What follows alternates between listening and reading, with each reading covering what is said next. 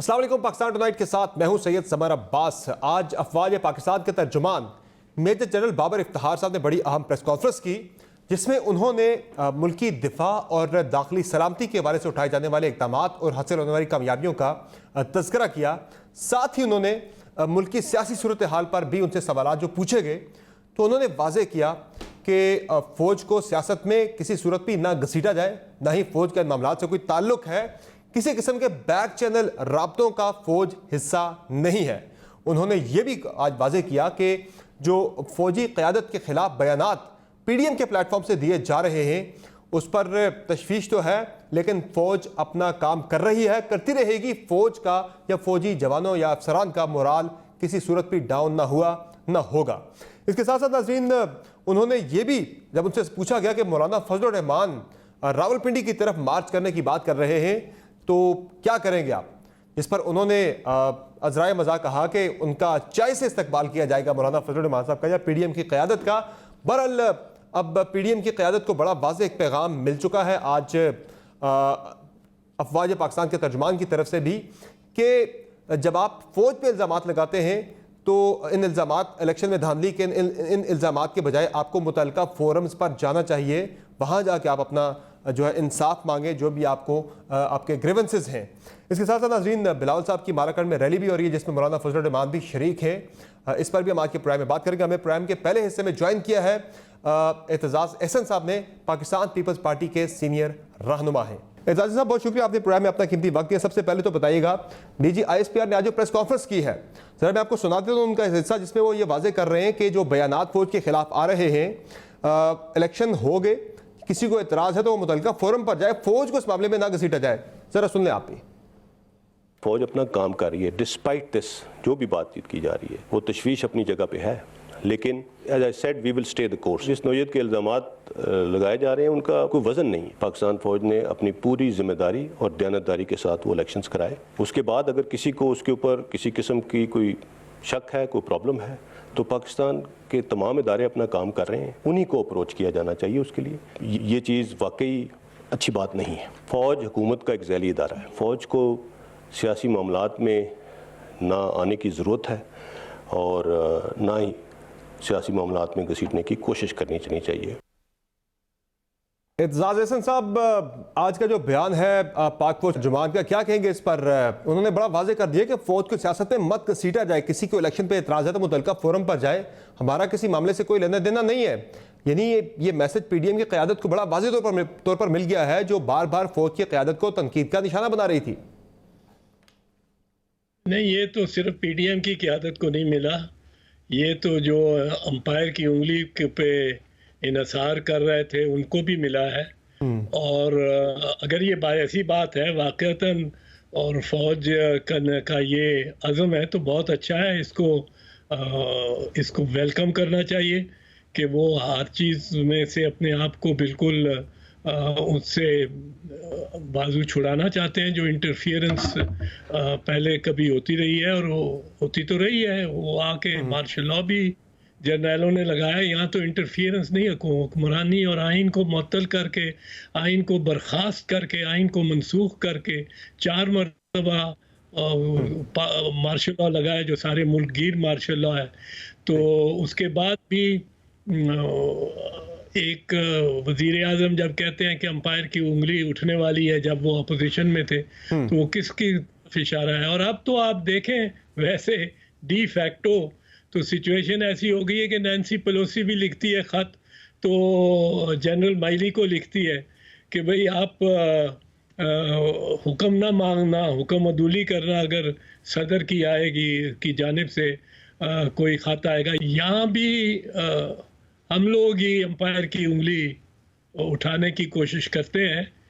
ये इस हद तक ISPR जनरल ये बाबर ने ये ठीक है, लेकिन जो बातें उन्होंने की हैं ये तो एक बड़ी आइडियल सिचुएशन है और बड़ी अच्छी बात है अगर यूं करेगी फौज। गो डी फैक्टो सिचुएशन तो आज अंपायर की उंगली की तरफ कौन देख रहा है? आज तो PDM के अंदर भी बैठे कुछ लोग अंपायर की उंगली की तरफ ही देख रहे हैं। वो सिर्फ अनाउंसमेंट नहीं आई, खान साहब ने तो अनाउंस कर दिया था।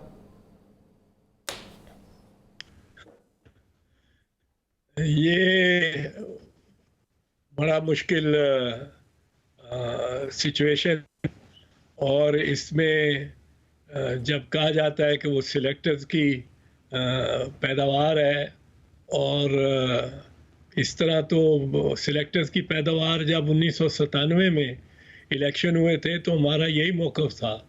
और जब 2008 के इलेक्शन भी हुए तो हमारा 2008 नहीं 2013 के इलेक्शन में हमारा यही मौक़िफ़ था कि रिजल्ट्स आ रहे थे, चल रहे थे, बन रहे थे, और उसमें पाकिस्तान पीपल्स पार्टी जो उस वक्त अपोजिशन की वाहिद जमात थी बड़ी मुल्कगीर, उसके रिजल्ट उसके हाथ में काफ़ी अच्छे रिजल्ट्स आ रहे थे।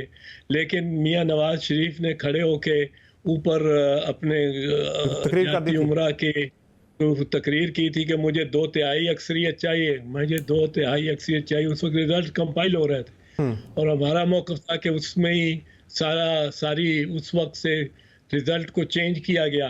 और मियां आप कहना चाह रहे हैं कि मियां नवाज शरीफ और उनकी पार्टी एम्पायर की उंगली की तरफ देख रही है?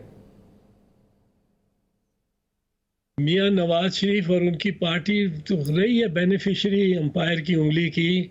अब अगर वो एम्पायर पे अपनी दस्तरस कायम करना चाहते हैं तो अच्छी बात है। सिविलियन सुप्रीमेसी के मैं तो हक में ही रहा हूँ, हर वक्त रहा हूँ।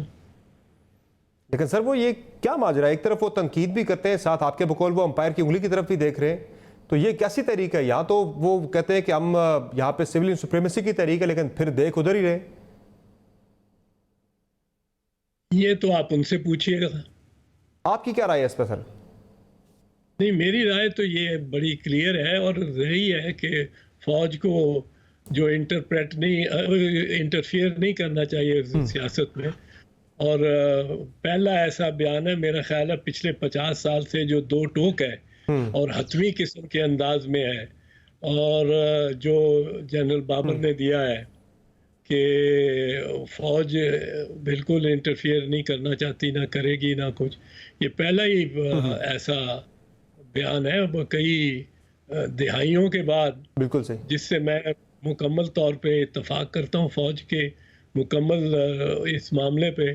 पर ये सादगी वाली बात ना हो कि जिस पे मर जाए है खुदा। ठीक।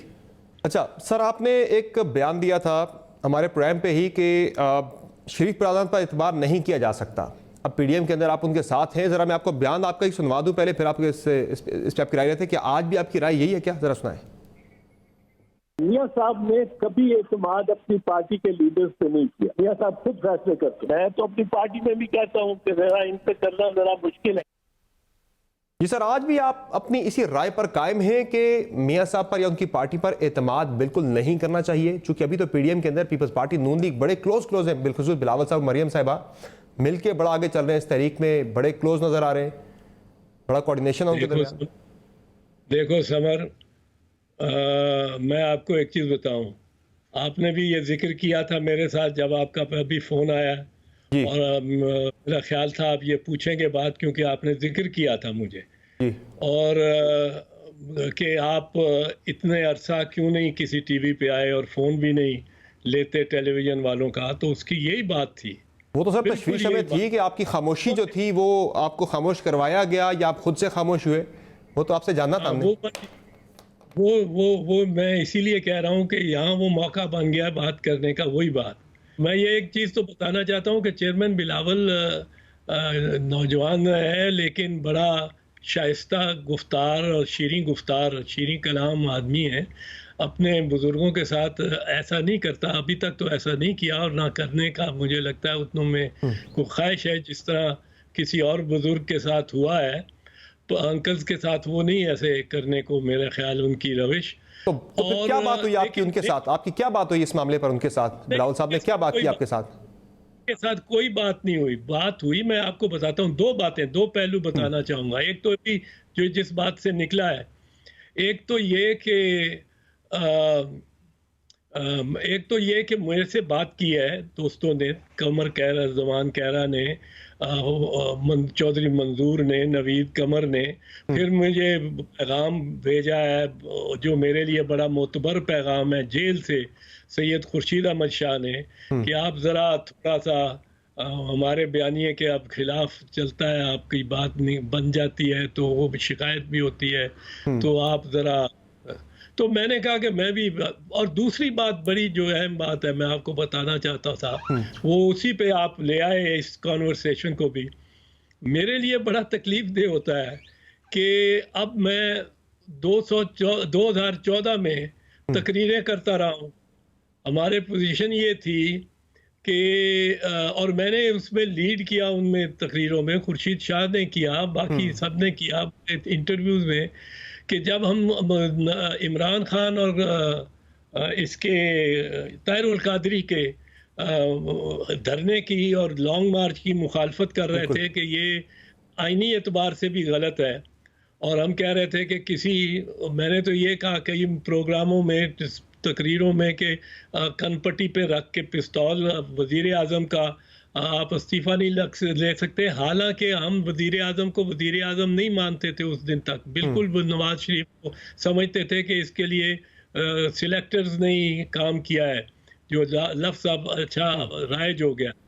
तो और हम पार्लियामेंट को भी, लेकिन हम पार्लियामेंट को ना मानते हुए भी ये पीपल्स पार्टी का शार रहा है कि कभी हमने मैदान नहीं छोड़ा, और 85 में भी मैदान बीबी नहीं छोड़ना चाहती थी, बाकी एमआरडी के लीडर्स ने ये मैदान खाली छोड़ दिया, तो उसका जो नुकसान हुआ, तो हम नहीं ये चाहते कि हम ऐसे करें।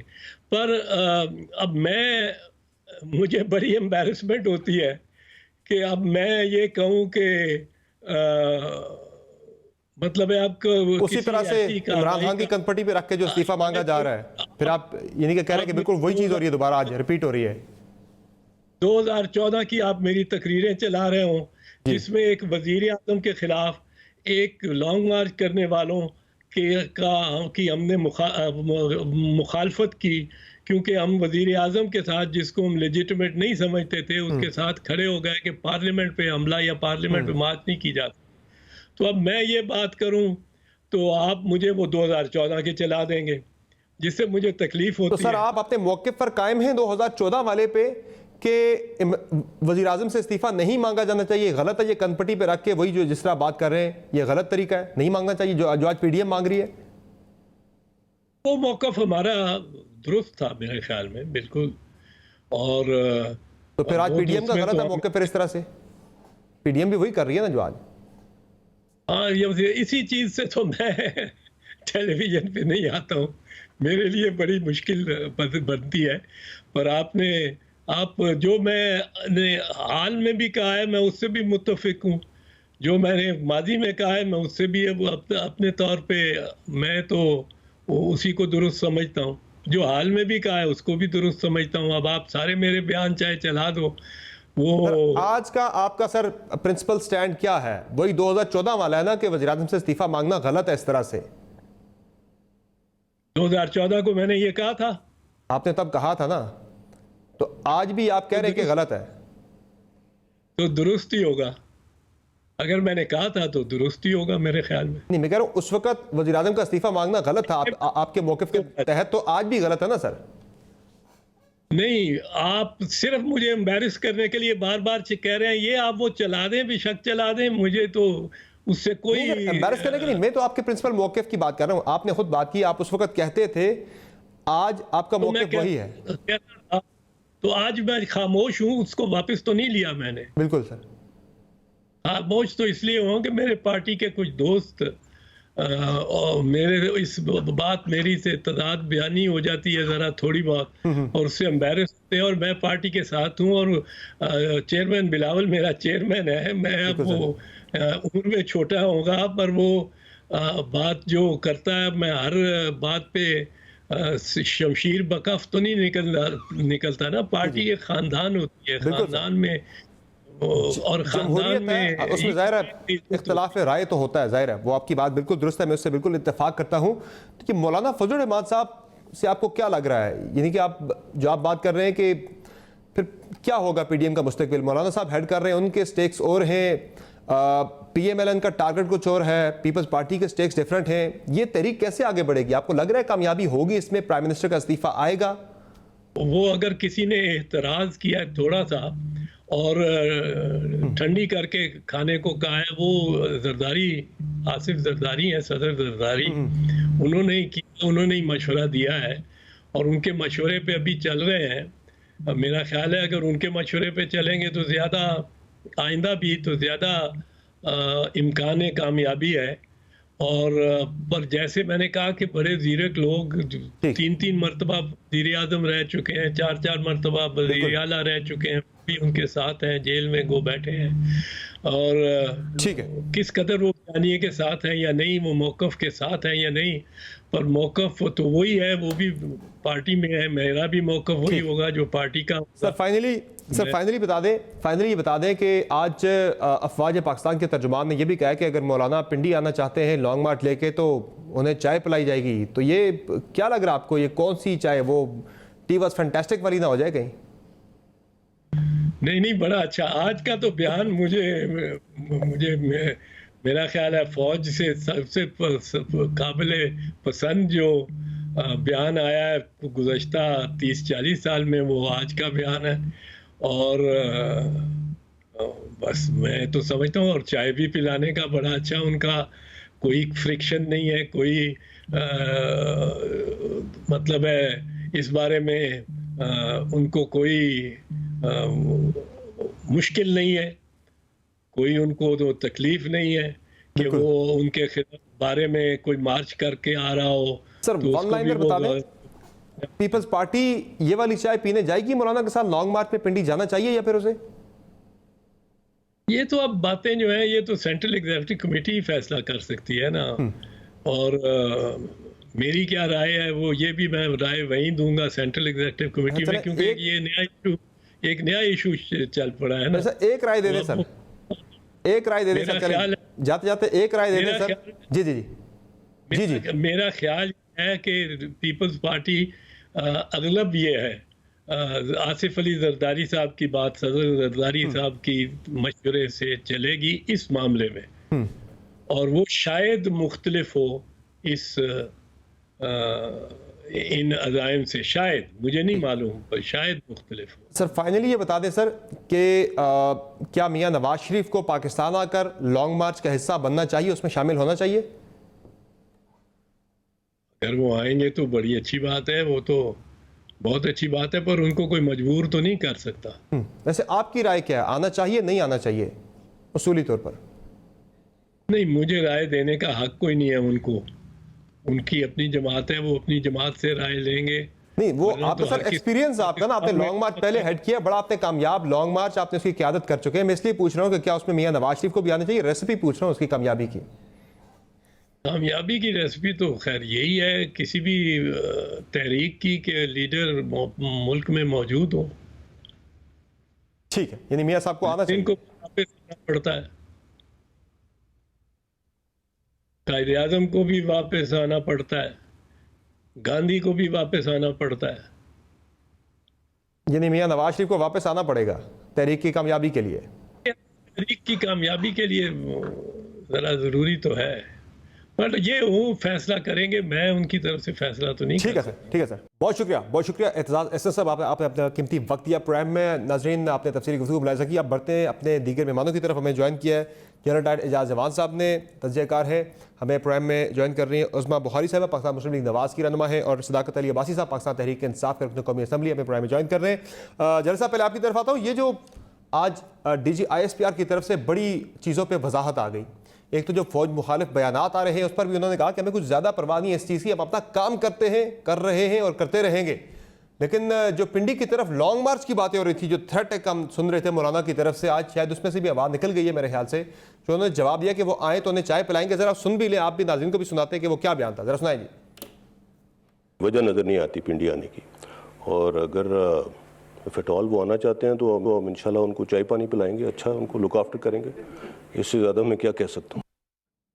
जनरल साहब, ये कौन सी वाली चाय पिलाएंगे? एक तो वो जो चाय पिलाई जाती है उसके बाद टी वॉज फैंटास्टिक वाला बयान भी आ जाता है, कहीं उससे पहले वाली जो होती है फेज़, उससे तो नहीं गुजरना पड़ेगा PDM को कहीं ये चाय पीने के लिए? Thank you summer. देखिए, चाहे तो मेरे ख्याल में एक उन्होंने रेफरेंस दिया है। बात यह है कि रावलपिंडी आने की कोई वजह नहीं है। और रावलपिंडी में भी फिर देखिए, मैं हमदुल्ला साहब के साथ एक प्रोग्राम में था, जब उन्होंने यही बात की तो मैंने कहा आप कहाँ आना चाहते हैं, तो उन्होंने कहा जी हमने GHQ की बात नहीं की, हमने रावलपिंडी की बात की है। तो रावलपिंडी में लियाकत बाग एक ऐसा सेंट्रल पोजीशन है जहाँ सब जमातें आती हैं। अगर ये भी आना चाहते हैं तो आएँ। रावलपिंडी इनका अपना शहर है और रावलपिंडी में बेशक ये आएँ और जलसे करें, लेकिन माल रोड को पार करके आगे आना, मुझे ऐसा कोई जुर्रत किसी में नज़र नहीं आती। न कोई जवाज़ है उसका कि कोई माल रोड को पार करके GHQ की तरफ आएगा। न ये बयानिया बिकेगा, न इनका कोई साथ होगा, न ये खुद आने की जुर्रत करेंगे। बात है रावलपिंडी तक, तो यस, रावलपिंडी में सियासी इज्तिमात होते रहते हैं, ये आएँ और करें, इसमें कोई हर्ज नहीं है। कोई क्लैरिटी है अज़मा बुहारी साहबा कि जो लॉन्ग मार्च है वो पिंडी की जो बात मौलाना कर रहे हैं कि पिंडी की तरफ ही जा सकता है, जो तो फिर ये लियाकत बाग उसकी डेस्टिनेशन होगी या फिर जो GHQ की तरफ इशारा किया जा रहा है उस तरफ होगी? कोई ऐसी बात डिस्कस हुई है PDM के सरबराह इजलास के अंदर? कोई आपके इल्म में है ऐसा कुछ? बहुत शुक्रिया समर। देखिए, अभी तो जाहिर है अनाउंसमेंट नहीं हुआ, अभी तो इसके ऊपर बातचीत होनी है कि लॉन्ग मार्च की डेट क्या होगी और उसका मुकाम क्या होगा। तो वो मरहला अभी आना है।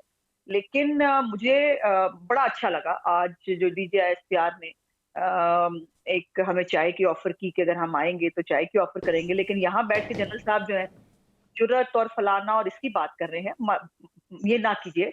इस तरह से ये फौज भी हमारी है और GHQ भी हमारा है और ये मुल्क भी हमारा है। तो ये इस तरह जुर्रत जो है वो नहीं करते। अवाम को और अपने मुल्क की सियासी पार्टियों को इदारों के सामने खड़े करना, ये कतई तौर पर ना इदारों के लिए अच्छा होगा और ना पाकिस्तान के लिए अच्छा होगा। तो इसलिए ये जुर्रत की बात करें। जो जिस तरह उन्होंने एक गुड जेस्चर दिया, उस पर उन्होंने कहा कि वो हमें और लेकिन मैंने जैसे कहा कभी मसला नहीं। और मैंने तो एक मासूम सी ख्वाहिश भी की आज ट्वीट करके कि अगर साथ पिज़्ज़ा वीज़ा हो जाए तो ज्यादा अच्छा हो जाएगा, जरा चाय के साथ। आपको पता है इस मौसम में गरम पिज़्ज़ा अच्छा लगता है। लेकिन अज़मा बुहारी साहबा वो तो एक बात वाज़े कर रहे हैं। वो कह रहे हैं कि आपका पिंडी आने का जवाब बनता ही नहीं है। वो कह रहे हैं आपको अगर किसी इदारे से कोई ग्रीवेंसेस है किसी इशू पे इलेक्शन के हवाले से भी, तो आप मुतल्लिका फोरम पर जाए, हमारे पास आप क्यों आ रहे हैं? जरा वो सुन भी नहीं। आज मैं दोबारा आपको सुना देता हूँ वो क्या इस बारे में बात करें, जरा सुनाइए। फौज अपना काम कर रही है, डिस्पाइट दिस जो भी बातचीत की जा रही है वो तशवीश अपनी जगह पे है। लेकिन as I said we will stay the course. जिस नौयत के इल्ज़ामात लगाए जा रहे हैं उनका कोई वजन नहीं। पाकिस्तान फौज ने अपनी पूरी जिम्मेदारी और दयानतदारी के साथ वो इलेक्शंस कराए। उसके बाद अगर किसी को उसके ऊपर किसी किस्म की कोई शक है, कोई प्रॉब्लम है, तो पाकिस्तान के तमाम इदारे अपना काम कर रहे हैं, उन्हीं को अप्रोच किया जाना चाहिए उसके लिए। ये चीज़ वाकई अच्छी बात नहीं है। फ़ौज हुकूमत का एक ज़ैली इदारा है। फ़ौज को सियासी मामलात में ना आने की ज़रूरत है और ना ही सियासी मामलात में घसीटने की कोशिश करनी चाहिए। अज़मा बुहारी साहब वही कह रहे हैं मुतल्लिका फोरम्स हैं, मुतल्लिका इदारे हैं, वहाँ पर जाए। पिंडी आने का जवाब वैसे बनता भी नहीं है। और साथ में ये भी कह दिया कि ये जो बयानात आ रहे हैं फौजी क़यादत के खिलाफ, उससे मोराल डाउन नहीं हुआ। तो क्या फिर ये जो बयानात देने वाली हिकमत अमली है, क्या फिर आपको ये तब्दील करनी पड़ेगी? देखिए, एक तो मुझे इस जुमले पे ही बहुत अचंभा हुआ जो उन्होंने कहा कि उन्होंने इलेक्शन कराए। यकीनन यही हमारा स्टांस है और यही हमारा केस है कि इलेक्शन कराना जो है वो फौज का काम नहीं होता। इलेक्शन कमीशन को इलेक्शन कराना चाहिए था। लेकिन इलेक्शन से पहले जो 2-2.5 महीने पहले जिस तरह से वो ग्रुप्स बने, वो जनूबी पंजाब महाज बना, हमारी टिकटें वापस हुई, और वो ये पाकिस्तान की हिस्ट्री का एक हिस्सा बन चुका है। इसके तो ऊपर फौज को तो शायद हकान अब्बासी साहब की गवर्नमेंट ने बुलाया था। उस वक्त गवर्नमेंट ऑफ द डे ने कहा था कि आप सिक्योरिटी करें इसकी, वो खुद से तो नहीं आए सिक्योरिटी के लिए। हाँ, मुझे बात जरा पूरी कर लेने दो। और वो ये है कि उनको सिक्योरिटी के लिए बुलाया गया था। तो सिक्योरिटी कराना और इलेक्शन कराने में फर्क होता है और ये काम है ही नहीं फौज का। और जहां तक सियासत में लाने की बात है, तो सियासत में तो इमरान खान साहब ला रहे हैं। आज एक सवाल उनसे और भी हुआ था कि इमरान खान साहब जो है वो बार बार कह रहे हैं कि जी वो कूक करने के लिए कहा जा रहा है और कहा जा रहा है कि अगर, देखिए यही बातें हैं जो आज इस नहज पे ले आई हैं कि आज हर टॉक शो के अंदर फौज के लिए बात हो रही है। और इसी के ऊपर हमारा एतराज है कि ये फौज को मुतनाजा करते हैं। इनसे चीनी की बात करो, फौज को ले आएंगे। इनसे पूछो गैस क्यों नहीं आ रही, फौज को ले आएंगे। फौज हमारे साथ खड़ी है, अदलिया के हम तर्जुमान हैं। इस तरह से आप उनके पीछे अगर छुपेंगे और इनको अगर जो है वहां से कोई शटअप कॉल नहीं मिलती तो उसका क्या मतलब है, उसका फिर क्या मतलब समझा जाए। और आखिरी बात जो मुझे इस हवाले से करनी है वो ये है कि एक्शन के हवाले से और जो आप हमारे नैरेटिव कह रहे हैं, पहले तो बात ये है कि नैरेटिव तो आप हमारा चलने नहीं देते ना। नवाज शरीफ साहब की तकरीर चलाइए ना जरा और बताइए, उन्होंने कुछ किरदारों के बारे में यकीनन बात की होगी, लेकिन हर तकरीर में वो अपने तमाम फौजियों को, अपनी पाक फौज को सलाम भी करते हैं और हम सब भी करते हैं। जो हमारे शोहदा हैं, जो हमारे अगले महाजों पे खड़े हुए अपनी जानें दे रहे हैं, अपनी अपनी शहादतें कबूल कर रहे हैं, उनको हमारा 100 दफा सलाम है। लेकिन ये जो उन्होंने कहा कि सियासत में हिस्सा नहीं होना चाहिए, यही बात, यही इख्तलाफ की बात है। काश ये ना हो तो पाकिस्तान के मसाइल हल हो जाए। नहीं, देखें, आप ये बात जो कर रही हैं कि मैं ज़रा पीछे रह जाता हूँ आपको, जो आपने कहा कि जनूबी पंजाब सूबा महाज बन गया, बनवा दिया गया, ये बना था अप्रैल 2018 में। उस वक़्त पाकिस्तान मुस्लिम लीग नवाज की पाकिस्तान के अंदर हुकूमत थी, 31 मई तक आपकी गवर्नमेंट थी। अगर आपको पता था कि कोई इदारा कर रहा है, ये महाज बनवा रहा है, मैनेज कर रहा है, तो उस वक़्त एक्शन लेना चाहिए था शायद हकान अब्बासी साहब को। बाद में बयान देने का फ़ायदा कोई नहीं है। हाँ, उस वक्त हम एक्शन लेते तो ताकि हम उसी वक्त जो है वो मुल्क दुश्मन डिक्लेयर हो जाते और हम इलेक्शन में भी हिस्सा ना ले। तो अभी तो दे रहे हैं ना, अभी तो दे रहे हैं ना। तो वो साबित हो गया ना, पहले तो सिर्फ हिंस था ना। अगर आप खुल के सुनना चाहते हैं समर, मैं थोड़ा सा चूंकि आज उन्होंने कुछ अच्छी पढ़ी लिखी बातें की हैं तो मैं उस मोड में रहना चाहती थी, लेकिन अगर आप खुल के सुनना चाहते हैं तो मेरे प्यारे भाई, हुकूमत होते गई, हुकूमत नहीं होती सिविलियंस की, यही तो रोना है हमारा, यही तो केस है हमारा कि हुकूमत सिविलियंस की होती है लेकिन नहीं होती। उनके नाक के नीचे क्या हो रहा था, कैसे एम्पायर की उंगली ढूंढी जा रही होती है, कैसे लंदन उस वक्त तो ऐसी आपने कोई बात नहीं की है, हुकूमत से निकल गए, फिर आपको ये बातें याद आ गई। आज गवर्नमेंट ऑफ द डे है, वो तो ऐसी कोई बात नहीं करी। क्यों सदाकत अली भाई साहब, ऐसा ही है कि गवर्नमेंट आपकी होते हुए आपकी नहीं है? समर, बहुत शुक्रिया। वो कहते हैं लुक हु इज टॉकिंग। आज ज़ियाउल हक के घर से शुरू करके ज़ियाउल हक की कब्र पे आगे उनका मिशन, एक डिक्टेटर का मिशन कंटिन्यू करने वाले आज इस तरह की बातें करेंगे, बेतुकी, बेसरोपा। क्या सबूत है आपके पास कि 2018 में धांधली हुई है? कोई नहीं। इसलिए कि नवाज शरीफ कहता है, इसलिए कि हारा हुआ कहता है। भाई हर हारा हुआ यही कहता है कि मैं इलेक्शन हार गया हूँ। आप आए ना, कोई सबूत लें। अगर पिटिशन की बात है, 2013 में जितनी पिटिशन थी 2018 में उससे आधी थी, वो भी ज़्यादा पीटीआई की थी। पीपल्स पार्टी की गवर्नमेंट बन जाती है, वहाँ इलेक्शन हलाल है। मुस्लिम लीग नून को सीटें मिलती हैं, वो सारी जायज़ है। इनके राना सना बैठे हुए हैं, शाहिद खान बैठे हुए, ऐसा इकबाल, वो सारे ठीक हैं। अज़मा बुहारी साहब कर रही हैं कि वज़ीर आज़म होते हुए भी हुकूमत आपकी नहीं होती, वो इसलिए आपको कठपुतली भी कहते हैं। प्राइम मिनिस्टर को ये बैठ के जो इनके मुंह में आए ये करेंगे, हम इनका जवाब देंगे।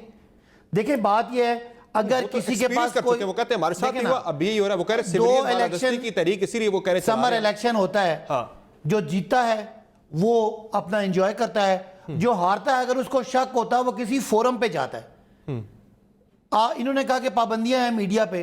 भाई नवाज शरीफ को कौन दिखाए? अगले डोनाल्ड ट्रंप को नहीं दिखा रहे, जो दुनिया की बड़ी जमहूरियत, इसलिए कि वो गलत बात कर रहा है। नवाज शरीफ तो सजा याफ्ता है, वो फौज के खिलाफ बात करते हैं, वो आपकी इंटेलिजेंस के खिलाफ बात करते हैं, आपके इदारों के खिलाफ बात करते हैं, ऊपर से वो सजा याफ्ता है, ऊपर से वो भागे हुए हैं, वो मफरूर हैं, वो इश्तिहारी हैं, उनको कौन दिखा सकता है? तो ये कोई नई बात नहीं है। इस मुल्क में अखलाकियात हैं और उस अखलाकियात के मुताबिक कोई बंदा कन्विक्टेड आदमी की कोई तकरीर ना सुनाता है। मैं बता रहा हूँ कि इस तरह के बेसरोपा इल्ज़ाम अगर डोनाल्ड ट्रंप लगाता है तो उसके अकाउंट हैक हो जाते हैं, उसको ट्विटर उसको चलाता नहीं है। अच्छा, अब तो ये सारी बातें, मैं बात थोड़ी सी, मैं आपने मुझे थोड़ा टाइम सवाल कर दिया तो मैं पिछली बात का जवाब दूँ। ये इस तरह फौज जिसने इस पाकिस्तान में दहशत गर्दी को ख़त्म किया, आज भी वो जाने दे रहे हैं। इस तरह के जिनको कौम ने रिजेक्ट कर दिया, वो अगर बातों में, इशारों कनायों में फौज के खिलाफ बात करेंगे तो ये अफसोसनाक बात है। फिर ये करना क्या चाहते हैं? पॉलिटिकल स्ट्रैटेजी ये है कि किसी तरह फौज को दबाव में लाया जाए और उनके जरिए, जिस तरह ज़ियाउल हक के जरिए आए थे, जिस तरह मुख्तलिफ अदवार में इन्होंने बेनज़ीर के खिलाफ साजिशें की, वो इस तरह की साजिश करना चाहते हैं। मेरा ख्याल है फौज ने बड़ा वाज़ेह कह दिया कि उनका सियासत से कोई ताल्लुक नहीं है। अगर है, आपके लिए भी क्या है, वो सिर्फ अपोजिशन के लिए क्या, बल्कि वो गवर्नमेंट के लिए भी क्या है, क्योंकि सियासत में फौज को आप भी लेकर आते हैं ना। भाई गवर्नमेंट तो नहीं लेके आ रही, फौज गवर्नमेंट का इदारा है। और अगर फौज के बारे में कोई भी यहां से अदालतों से भागा हुआ शख्स बोलेगा तो मैं तो जवाब दूंगा, फौज तो मेरी है, मेरी भी है नहीं, एज वो पाकिस्तानी। तो हर किसी का है, लेकिन तो mainly बाकी है, government अगर भी तो वजीर exploit आजम करती ये है कहते इस हैं बात को ना, एक पेज कि पे हम होने को एक exploit पेज कर रही है ना अपने नहीं, लिए। एक पेज पे होने में कौन सी बुरी बात है? क्या Exploit कर रहे हैं ना, क्या आप इस चीज फौज को, हुकूमत का कि ज़ैली वो इदारा नहीं है? कि वो हमारे पार्टी मैनिफेस्टो के साथ खड़ी देखिए है। ये तो आप इस तरह अल्फाज के का आगे बयान देना। पीछे कर रहे हैं। प्राइम मिनिस्टर ने कहा था ये ना, इमरान खान साहब ने कहा था मेरे भाई बहनिया के साथ खड़ी है। फौज हुकूमत के साथ है, उसकी ये ड्यूटी है होना, खत्म। उन्होंने कहा था कि मेरे मंशूर के साथ खड़ी है। नहीं देखिए ना, इस तरह की गवर्नमेंट का बातें जो गवर्नमेंट ऑफ द डे है, फौज उसकी ताबे होती है, उसने करनी है। मंशूर के साथ खड़ी नहीं होती पार्टी। नहीं नहीं, ये अब वो आप ऐसी स्टेट के बातों साथ- को स्टेट के साथ ऐसी बातों को अगर आगे पीछे करेंगे, सिंपल बात ये है कि वो अपना काम कर रहे हैं, बहुत जबरदस्त काम कर रहे हैं। जो बॉर्डर पे शहीद हो रहा कोई शक है नहीं। उससे भी मुझे प्यार है, जो यहाँ जीएचयू में बैठ के उस शहीद के लिए सारा बंदोबस्त कर रहा है, मुझे उससे भी प्यार है। मैं ये बॉर्डर पे मरने वालों को तो मैं शहीद समझती हूँ,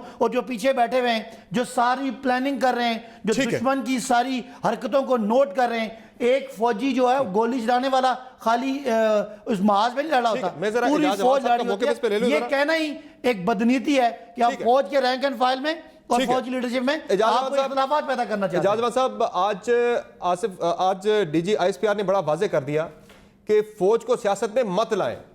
वो ये जो अपील कर रहे हैं कि फौज को सियासत में मत लाया जाए, ये सिर्फ अपोजिशन के लिए कह रहे हैं या गवर्नमेंट के लिए भी उनका ये पैगाम था, क्योंकि सियासत में तो दोनों लेकर आ रहे हैं। मेरे ख्याल में ये अपील नहीं थी, ये एक एडवाइस थी कि please do not drag the institution into politics. ये एक एडवाइस है और इसको इसी तरीके से लिया जाना चाहिए। हुकूमत के लिए उन्होंने बड़ा दो टोक बात कही है कि हम एक ज़ैली अदारा हैं हुकूमत पाकिस्तान का, और आइन और कानून के मुताबिक अपने फ़राइज़ अंजाम देते रहेंगे। ये जो एक कोशिश की जा रही है इंतशार फैलाने की, ये अपनी मंजिल तक नहीं जाएगा। और जिस तरह अभी उज़मा बीबी ने अभी ये कह दिया कि जी बिजली की बात फ़ौज पे डाल दी जाती है, महंगाई फ़ौज की, तो फ़ौज ने शट अप कॉल क्यों नहीं देती? ये अगर जहनीत खुद सियासतदानों की रहेगी कि आर्मी चीफ हुकूमत वक्त को शट अप कॉल क्यों नहीं देता, तो फिर आप इनको देख लें कि ये किस तरह की फ़ौज चाहते हैं, खुद किस तरीके से फ़ौज को सियासत में ड्रैग करना चाहते हैं, और क्या ये रिज़ल्ट अल्टीमेटली देख रहे हैं। आदमी ने आज बड़ा उन्होंने दो टोक मौक़िफ़ बयान कर दिया है कि ना हम प्रोवोक होंगे, ना पाकिस्तान आर्मी का मोराल कोई कागज़ की नाव है कि उसमें चंद छींटे पड़ जाएंगे तो वो भीग जाएगी। पाकिस्तान आर्मी का मोराल अपनी जगह पे अल्हम्दुलिल्लाह कायम है, वो अपने मिशन पे डट के अपना काम कर रहे हैं। एक ज़ैली इंस्टीट्यूशन की हैसियत से आईने पाकिस्तान के तहत हुकूमत वक्त के साथ खड़े हैं। अगर किसी की कोई ग्रीवेंसेज हैं तो मुल्क के इंस्टीट्यूशन मौजूद हैं, उनके पास चले जाएं और पाकिस्तान आर्मी को सियासत में ड्रैग न करें। अब इससे वाज़ेह पैगाम मेरे ख्याल में जिसमें थोड़ी सी अक्ल और शऊर है उसको तो ये बात समझ आ जानी चाहिए। अगर इसके अंदर से कोई मीन मेख निकालना चाहता है या अपने जहन से इसकी इख्तरा कोई और बनाना चाहता है, तो इस तरह के जहनों का तो कोई इलाज नहीं। ठीक है, चलिए हमें मुख्तसर एक ब्रेक लेनी है, ब्रेक से वापस आएंगे तो बात करेंगे बैकडोर राब्तों के हवाले से भी। आज वाजे किया डीजी आईएसपीआर ने कि किसी किस्म के बैक चैनल राब्तों का हम हिस्सा नहीं हैं। इस पर बात होगी मुख्तसर ब्रेक के बाद। हमारे साथ रहेंगे।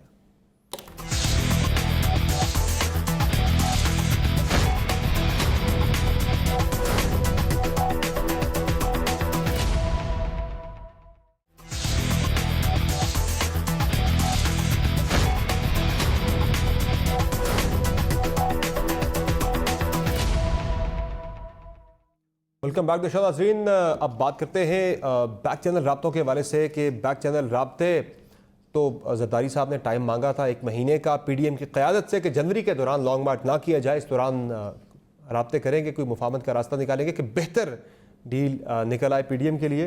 कि आज डीजी आईएसपीआर से जब ये सवाल हुआ बैक चैनल राब्तों के हवाले से, तो उन्होंने तो बड़ा वाज़ेह किया कि हम किसी किस्म के बैक चैनल राब्तों का हिस्सा नहीं है। ज़रा सुना भी देता हूँ मैं आपको, ज़रा सुनाइए जी। कोई बैकडोर कॉन्टैक्ट कोई फौज का कोई है? Absolutely not, there is no such thing. मैंने जिस तरह कहा कि हम we want to stay out of it and we are out of it, so that should be good enough.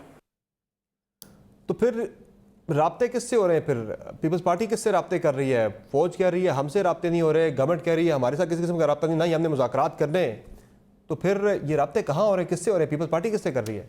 Pakistan army ने जो उनके रिप्रेजेंटेटिव ने बात कह दी है वो दो टोक और गैर मुबहम है कि न वो इसके हिस्सा हैं and they want to stay out of it, तो इस पे किसी और तबसरे की ज़रूरत ही नहीं है। अब रहा दुरानी साहब तो JUD से हैं और जो इत्तेहाद इनका बना हुआ है, सॉरी जो भी इत्तेहाद इनका बना हुआ है उसका वो हिस्सा है।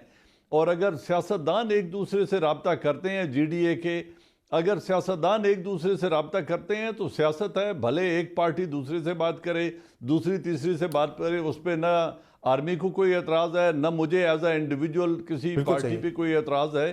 वो इत्तेहाद भी बनाएं, राब्ते भी कायम करें, मुलाकातें जेलों में करें, जेलों से बाहर करें, लंदन में करें, अमेरिका में करें, उनको हक पहुंचता है वो करते रहें। बट आर्मी जो है उसका मेरे ख्याल में बड़ा दो टोक मौक़िफ़ आज ISPR से आ गया और उस पर मजीद किसी तबसरे की ज़रूरत नहीं है।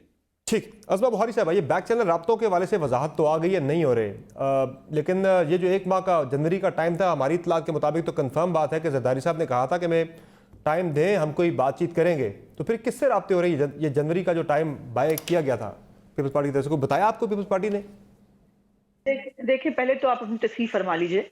हमें उन्होंने जो PDM के अंदर जो है वो ये कहा कि हमें जो लॉन्ग मार्च से पहले जो बाकी जमहूरी तरीकाकार होते हैं वो तहरीक अदम एतमाद की सूरत में या उसमें वो उसके ऊपर काम करना चाहते थे और उसके ऊपर वो, क्योंकि कोई डील वाली बात नहीं या ये कोई वो नहीं है, बराए मेहरबानी हमारे साथ PDM के अंदर ऐसी कोई बात नहीं हुई, पहली बात। दूसरी बात ये है कि राब्ते तो हो रहे हैं और राब्ते, मैं इस पोजीशन में नहीं हूँ कि मैं डिटेल्स बता सकूँ आपको, पर हमारे जो पार्टी के सीनियर्स हैं, चाहे हकान अब्बासी साहब है, एहसन इकबाल साहब ऑन रिकॉर्ड कह चुके हैं। और अगर ये नहीं हो रहे तो फिर ये इनको खुद चेक करना चाहिए। अगर ये नहीं कर रहे, कौन कर रहा है? लोग हैं जो कौन कर रहा है? मुझे क्या पता। आज देखिए ना, अफवाज पाकिस्तान के तर्जुमान ने बिल्कुल डिनाई कर दिया कि हम किसी किस्म का इसका हिस्सा नहीं है, गवर्नमेंट कह रही है हम नहीं कर रहे राब्ते, फिर कौन कर रहा है? इसलिए तो कह रही हूँ कि वो चेक कराए ना कौन कर रहा है राब्ते, और राब्ते हैं बिल्कुल करने की कोशिश की जा रही है, लेकिन आगे से कोई खास रिस्पॉन्स नहीं मिलता। इतनी कॉन्फिडेंट है, तरदीद आ गई तो फिर नाम ले, बताएं कौन कर रहा है राब्ते? वो मैं नहीं बता सकती ना, मेरी लीडरशिप जब बेहतर समझेगी बता देगी, फिर वो जब बताती है फिर आपको तकलीफ होती है, फिर आप लोग कहते हैं कि नाम ले रहे हैं। हमें क्या तकलीफ होनी है? जो राब्ते जो कर रहा है तो बता दे कौन कर रहा है। प्लीज, मैंने कहा ना मैं इस पोजीशन में नहीं हूँ, मेरी लीडरशिप बताएगी जब उन्होंने बताना होगा। मैंने एक दो बातें जरूर रिस्पॉन्ड करनी है। एक तो पहले जनरल साहब की, कि जनरल साहब जो है वो उन्होंने कहा कि देखें ये इस तरह की शट अप कॉल की जो बात की, जनरल साहब हमारे मुल्क में ही एक इलेक्टेड प्राइम मिनिस्टर के बारे में तो इज्जो मंतशा और तजिल्लो मंतशा की ट्वीट आई थी। हमारे ही एक इलेक्टेड प्राइम मिनिस्टर के बारे में जो है वो रिजेक्टेड की ट्वीट आई थी। ये सब कुछ इसी मुल्क के अंदर होता रहा है, लेकिन मेरे कहने का मतलब और मकसद ये है कि जब ये सियासत के अंदर घसीटते हैं, मैं फौज जानती है मैं करप्ट नहीं हूँ, फौज एहतसाब का इदारा है, फौज क्या है उसको आप उनको नंबर टांग रहे होते हैं उनके सामने बैठ के। फौज को पता है मैं दिन रात काम करता हूँ। जब वजीर आजम की खुद की साइकोलॉजी ये है ना, और वो बेचारा नंबर कहीं और लगवा रहा होता है, टांग रहा होता है, तो फिर ये बातें तो होती हैं। आपके अच्छे बुखारी साहबा, वो नया पाकिस्तान बना, ये मैंने तो नहीं कहा, ये वजीर आजम ने जाके जुडिशियल कॉन्फ्रेंस के अंदर कहा। अज़मा बुखारी साहबा, वो जो रिजेक्टेड वाली ट्वीट थी वो गलत थी ना, आप उसकी मुखालफत करते रहे कि ये गलत हुआ, आपने बड़ा इस पर तनकीद भी की, तो आज वही गलत को आप कह रहे हैं कि वो रिपीट हो। आपकी तो तहरीक सिविलियन बालादस्ती की तहरीक है, फिर आप उसके अगेंस्ट आ रहे हैं अपने स्पिरिट के तहरीक की। देखिए, अगर हमारे किसी बंदे के जाके मिलने पे एक प्रेस रिलीज आ जाती है, तो जब वजीर आजम कहता है मैं फौज को नंबर टांग रहा हूँ, मैं करप्ट नहीं हूँ, मैं काम करता हूँ, तो प्रेस रिलीज आ जाए ना कि नहीं जी ऐसी कोई बात नहीं है, हमारा कोई लेना देना नहीं है वजीर आजम की परफॉर्मेंस से। जब आप नंबर वहां टांगेंगे तो आप पूछेंगे कि महंगाई जब हो रही है, जो ये हालात जो आप तक इलेक्शन, एक मिनट, एक आखिरी लाइन कह दूं, जो इलेक्शन की बात की ना, MQM से पूछो इलेक्शन शफाफ थे कि नहीं। मुस्तफा कमाल ने भी कुछ दिन पहले इंकशाफ किया है कि जब पंजाब में काम नहीं चला तो यहाँ से कराची से रिजेक्टेड वोटों की तादाद, मेरे प्यारे भाई, 186 हलकों में रिजेक्टेड वोटों की तादाद जीतने में मार्जिन से ज्यादा थी। मुझे ये तो कोई, वो कह रहे हैं फोरम पे जाएं, किसी कंपिटेंट फोरम पे जाएं, फौज पे तनकीद ना करें। अच्छा सदाकत अली भाई साहब, ये जो सारा मामला है मुज़ाकरात का, बातचीत का, बैक चैनल राब्तों का, गवर्नमेंट को भी खबर है कौन किससे राब्ते कर रहा है? देखिए, पहले जो ये आखिरी बात कर रही थी कि फलां ये कह रहा है कि फलां ने, मुस्तफ़ा कमाल साहब ने ये कह दिया, MQM ने ये कह दिया। देखिए, ये कह देना नहीं है, इतना बड़ी एक्सरसाइज है जिससे लेजिटिमेसी आपकी जो हुकूमत होती है उसकी लेजिटिमेसी डिटर्मिन होती है कि हम यहाँ सही बैठे हुए हैं, जायज़ हैं या नाजायज़ हैं। इसको फलाने के बयान से और फलाने के बयान से कंपेयर नहीं करते। अगर हमने भी वावेला किया था धांधली का, तो भाई हम पहले पार्लियामेंट में गए थे, इलेक्शन ट्रिब्यूनल में गए थे, इलेक्शन कमीशन में गए थे, कोर्ट में गए थे, उसके बाद भी हम साबित नहीं कर सके थे और हमने उसके बाद चुप हो गए। अगर आपके बात में कोई वजन है, आपके सिलेक्टेड कहने से तो हमें परवाह ही कोई नहीं है। आप अपनी हैसियत खुद ही खोते जा रहे हैं। आप साबित करें फलां हलकों में, मेरा हल्का खोल लें कि मेरे हल्के में धांधली हुई है। 492 पोलिंग स्टेशन है, वहां पे रिजल्ट मुख्तलिफ था। मैं आपके कैमरे ले जाऊंगा, आप जाके साबित करें। आप ये कह देना कि फलां ग्रुप में क्यों शामिल। भाई सियासत लोग देखते हैं, लोगों को पता चल गया था कि इमरान खान आ रहा है, लोग दोग शामिल होना शुरू हो गए, इलेक्टेबल्स भी शामिल हो। इसके पीछे आप कॉन्स्पिरेसीज निकालें। अगर आपने कॉन्स्पिरेसीज निकालनी है तो किसी फोरम पे जाके साबित करें, या हम शर्मिंदा हो जाएंगे, अच्छा, या आप मजीद शर्मिंदा हो जाएंगे।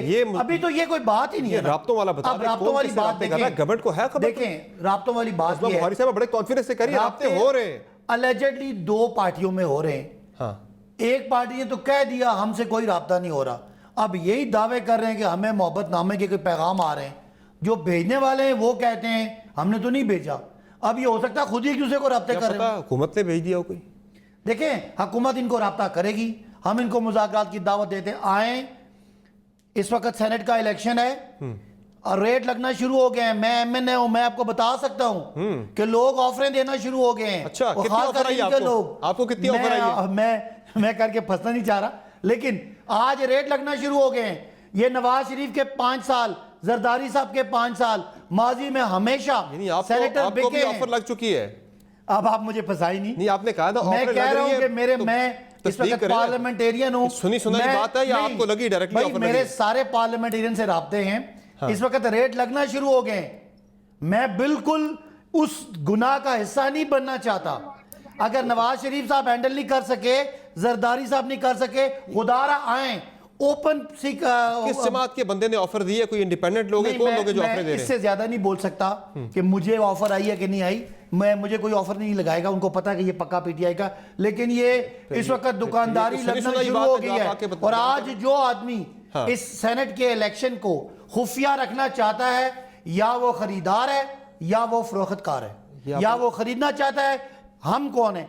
हमने अपने 20 सेनेटर निकाले, पीपल्स पार्टी ने उनको गिव एंड टेक कर लिया था, हमने उनको निकाल दिया। हम आज भी चाहते हैं कि इलेक्शन फ्री एंड फेयर हो। आए मुस्लिम लीग नून, आए पीपल्स पार्टी, आए पीडीएम, हमें बताए कि इलेक्शन फेयर कैसे करने हैं सेनेट के। उसके बाद जिमनी इलेक्शन है, हम बिल्कुल आपके इसी पे कोई आपने रब्ता किया हो? क्या पता इसी पे कोई आप में से किसी वजीर ने या गवर्नमेंट की तरफ से रब्ता किया हो कि हम इनको दावत देते हैं, आए बैठे, हमें तजवीज दें कि सेनेट का इलेक्शन मैं खरीदो फरोख्त रोकने के लिए आपके पास क्या तजवीज है? हमारे पास तजवीज है कि हाथ खड़ा करें। कोई ऑफर नहीं है। आजमा बुखारी साहब, दोनों ने, गवर्नमेंट भी कह रही कोई ऑफर नहीं है, अपोजिशन ने भी कोई किसी किस्म के पिंडी ने भी कोई राब्ते नहीं किए। तो फिर बता दें आप कौन राब्ते कर रहा है? दोनों तरफ से डिनायल आ गया बड़ा वाज़ेह। पहले तो मैं सदाकत अब्बासी साहब की बहुत शुक्रगुजार हूँ। उन्होंने खुद ही बता दिया कि इलेक्शन से पहले पता चल गया था कि इमरान खान आ रहा है, क्योंकि जो पनामा का ड्रामा शुरू हुआ था ना, और उसमें जो कौम के वसीतर मफाद में फेक एनओसी के ऊपर, एक बेनामी जायदाद के ऊपर सादिक और अमीन डिक्लेयर कराया गया था ना वजीर आजम को, और नजर आ रहा था जब एक पार्टी को तोड़ा जा रहा था, उनको दीवार के साथ लगाया जा रहा था, और वो कौन कर रहा था? जियाउल्लाह कौन था मेरे प्यारे भाई? और आपको पता है कि तहरीक इस्तकलाल किसने बनाई थी? जनरल रिटायर्ड अफसर खान साहब ने। और उसके इस पार्टी का मेंबर कौन था जिसने सियासत शुरू की थी? वो थे इमरान खान।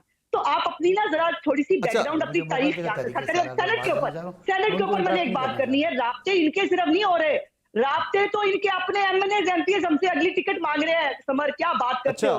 और जो हम इनसे सेनेट की बात तब करें, पहले ये आके हमसे माफी मांगे कौम के सामने और बताएं सेनेट चेयरमैन के अदम एतमाद में क्या हुआ था। चलिए, मुझे कौन से लोग बरन कुछ राब्ते ब्रॉडशीट वालों से भी हुए थे। ब्रेक के बाद बात करूंगा। 15 सेकंड ब्रेक, मैं उनको इंटरप्ट नहीं करना। ब्रेक के बाद अगर आ जाए, ब्रेक के बाद 15 सेकंड मिले जाने से ब्रेक से पहले वो बताएं। चले, आपने जो कहा ना कि इमरान खान का इलेक्शन वो पूरी दुनिया जलसे देख रही थी, और ये जो हैरत की बात है कि ये तो नवाज शरीफ तो फंसे थे, जो पनामा पूरी दुनिया में आया था, तो उस पनामा को आप पता नहीं कहां जोड़ रही है। और वो पनामा में पूरी दुनिया में लोगों ने रिजाइन किया था। ब्रेक लेते हैं, ब्रेक से वापस आते, ब्रॉडशीट वाला मामला भी डिस्कस करेंगे। हमारे साथ रहिएगा।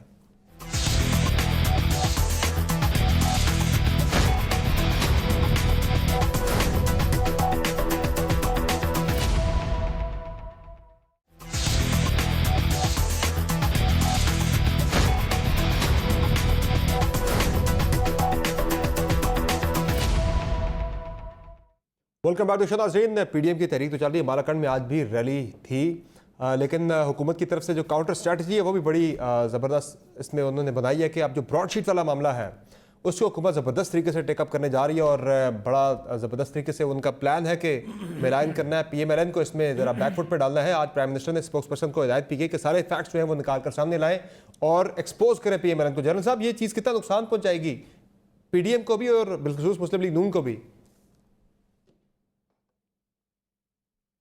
देखें, किसी के भी अगर माजी में करप्शन के केसेस हैं और अगर उनकी एविडेंस है और अगर उसको एक्सपोज किया जाएगा, चाहे उसका ताल्लुक किसी भी पार्टी से हो, तो यकीनन वो डिस्क्रेडिट होगा। लोग ना अंधे हैं ना बहरे हैं, उनकी बेचारों की कॉन्स्टिट्यूंसी में मजबूरियां अलग हैं जिन्हें बेचा जाता है उनको, लेकिन वो शऊर भी रखते हैं, समझ भी रखते हैं और ऐसे डिस्क्रेडिटेड लोगों का वो साथ भी नहीं देंगे जो करप्शन में मुलव्वस पाया जाएगा। और ब्रॉडशीट की एविडेंस जो है ये एक इंटरनेशनल फर्म है, अगर वो कोई कॉन्क्रीट चीज सामने लाते हैं तो यकीनन वो उन सबको आम करेगी जिनके बारे में जायदाद के प्रूफ वो लाएंगे। अज़मा बुहारी साहबा, जो मियां नवाज शरीफ का बयान था, क्रेडिट लेने की कोशिश की, उन्होंने फायदा उठाने की कोशिश की कि देखिए ब्रॉडशीट तो हमें क्लियर कर दिया, उस सारे मामले में हम क्लियर हो गए। वो उन्हें वाजे कर दिए भाई कोई क्लियर नहीं हुए, सिर्फ ये था कि रकम हमें चूंकि मिल रही थी तो इसलिए आपके जो अपार्टमेंट्स उन्हें अटैच करने का नहीं कहा गया। और वो ये भी कह रहे कि उन्हें ऑफर भी आई थी मियां साहब के किसी रिश्तेदार की तरफ से पैसे लेने की, रिश्वत की ऑफर भी थी। ये तो बड़ी डैमेजिंग चीज़ है आपके लिए। देखिए, पहले तो मैं जजल साहब की सिर्फ एक बात पे एक जुमला कह दूं कि माजी के तो चले करप्शन के मामला देखे जाएंगे, क्या हालात जो इस वक्त मौजूदा हुकूमत है उसकी करप्शन के ऊपर आंखें बंद की जाएंगी और उसके ऊपर कोई केस ना नैब देखेगा ना किसी और को नजर आएगा कि क्या हो रहा है। वो आटा चीनी तक नहीं छोड़ रहे और हर चीज के अंदर जो है वो एक से बड़ा एक करप्शन स्कैम निकलता है, लेकिन कोई पूछने के लिए तैयार नहीं। जहां तक आपकी सवाल की बात है तो ये तो देखिए नैब के साथ ये एक बहुत बड़ा स्कैम है। मैं तो चाहती हूँ ये बात सामने आए। ब्रॉडशीट कंपनी ने नीचे एक शेल कंपनी को जो है वो ये कॉन्ट्रैक्ट दिया। तीन फरीक थे इसके अंदर, एक फरीक थी नैब, एक थी हुकूमत, एक थी ब्रॉडशीट। और टाइम कम रह गया, भाई साहब का भी जरा आज मरियम साहिबा ने तारीफी ट्वीट किया कि हमें अल्लाह ताला ने हमें जनाब साबित कर दिया। ब्रॉडशीट ने ये कह दिया, ब्रॉडशीट ने साफ साफ कहा इनका एक भतीजा आया उसने हमें रिश्वत ऑफर की। हम क्रुक्स को बिल्कुल एंटरटेन नहीं करते। शरीफ खानदान ने मिलियंस ऑफ रुपीस जद्दा से और पाकिस्तान से ट्रांसफर किए, तो ये तो साबित हो गया कि हमारी तो पाकिस्तान में भी इज्जत नहीं है, बहुत शुक्रिया, लंदन में भी कोई इज्जत नहीं। बहुत शुक्रिया तमाम मेहमानों का, आपने प्रोग्राम में अपना कीमती वक्त दिया। इजाजत दीजिए, अल्लाह हाफ़िज़।